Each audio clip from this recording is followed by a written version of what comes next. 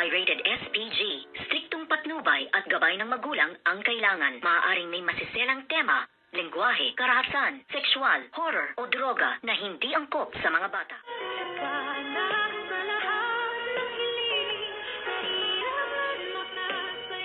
Good morning and welcome sa aking munting channel.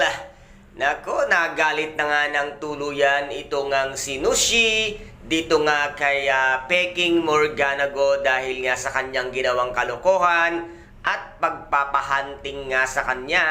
kanyang mga pinagkakautangan katulad nga ni Mr. Tan na pinapunta ang kanyang mga tauhan para nga itilin ang buhay ni Miss Nushi, ngunit hindi nga sila nagtagumpay at talagang mas mahusay at mas magaling nga itong si Miss Nushi para ipagtanggol ang kanyang sarili at dito nga ay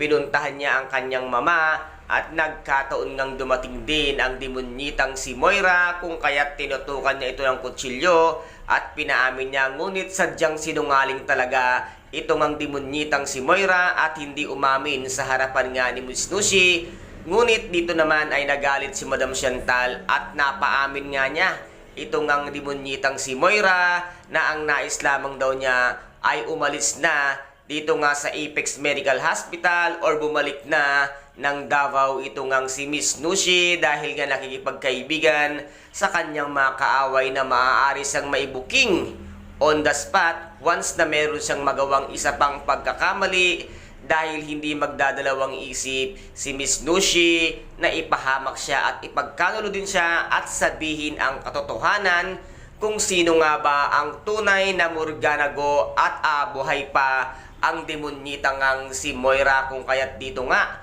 ay nag-walk out si Miss Nushi at hinanap niya nga si Miss Lynette Santos para sana aminin at ipagtapat ang katotohanan, ngunit napigilan nga ni Madam Chantal